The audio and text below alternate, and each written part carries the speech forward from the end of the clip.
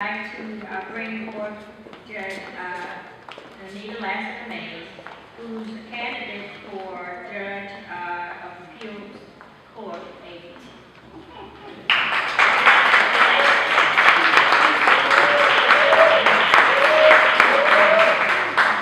Good morning. I am Judge Anita, candidate for the 8th District Court of Appeals. I am running in the open seat that's being vacated by Judge Kenneth Rocco, who have aged out of the system. He always say he don't like for me to say that, but in Ohio you cannot take an oath as a judge after 70. So I'm 49, so I have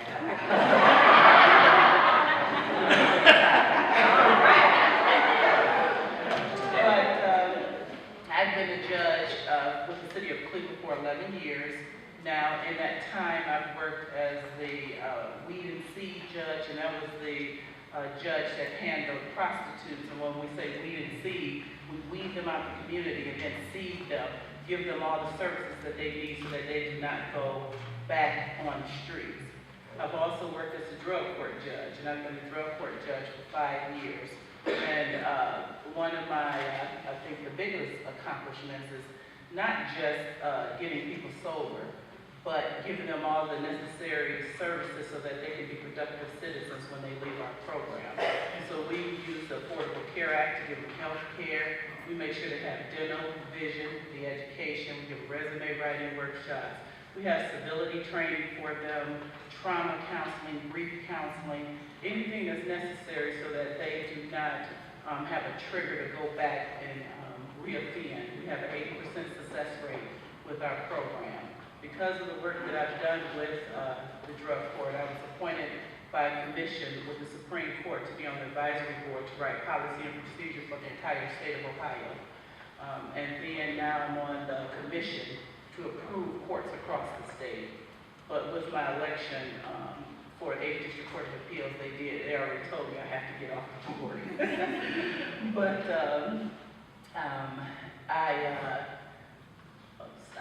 okay. Good morning. Good morning. Since you've been a judge for a period of time and having some success with your court and staffing and so on and so forth, the question is, what have been the most effective methods of improving court procedures and efficiency? Really, I guess the training of our staff. I am an accountant by nature. My undergrad degree from the Ohio State University was accounting and management information systems. So I always try to work to be effective and efficient. So anytime that I see something that can be eliminated, my motto is to work smarter, not harder. And so I try to do what I can to make sure that the court procedure that I handle in my courtroom, since we have a lot of time, that it'll run smoothly and fast.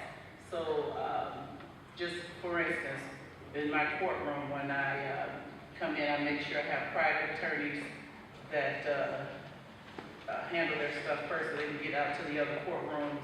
We do police officers, and then so they can get to the other courtrooms so it's not holding up the other courts with their trials and everything. And then we'll do the general public as they come in, first come, first served, because I believe if you were there first, you should get out first.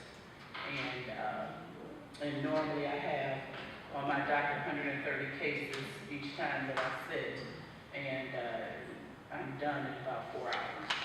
So I think it's pretty good. That's awesome. What has been your greatest accomplishment in your legal career? I guess initially really just graduating from law school. My parents was so excited. My father cried because he was born in 1927 in Birmingham, Alabama. And so to see his child, and I'm the baby girl, the 7th of 8 children, graduate from law school was a great accomplishment. But in my career, I think the drug court, because I really saw how I've transformed lives. But even on my regular docket, I make sure that the young people get a GED. I always tell them that you might be mad with me now, but you're going to thank me later. And so no matter what I do on my docket, I try to prepare the young people or anyone to be able to compete And so that's what I do. My whole purpose is to make sure that when they leave that courtroom, that they're better than when they came in. And then also with my drug court, we just had our second annual Celebrate Recovery 5K walk run, because also when they leave, I don't want them to be ashamed of their recovery, because I want them to touch someone else, because they can say things to people that in their circle that I can't say because I don't know that experience. And so we bring them out. Last week we had over 500 people come out and participate in our 5K walk run to celebrate recovery. Thank you.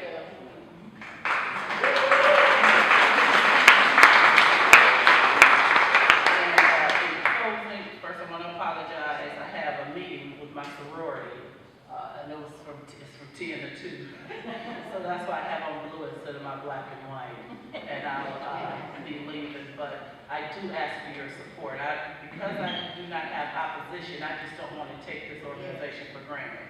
And I wanted to come out, ask for your support, ask for your continued support. Always tell people, tell a friend, tell a neighbor, tell a relative that Anita Mays is running for judge. So I ask for your support and your continued support and your endorsement, and more importantly, your vote. So thank you.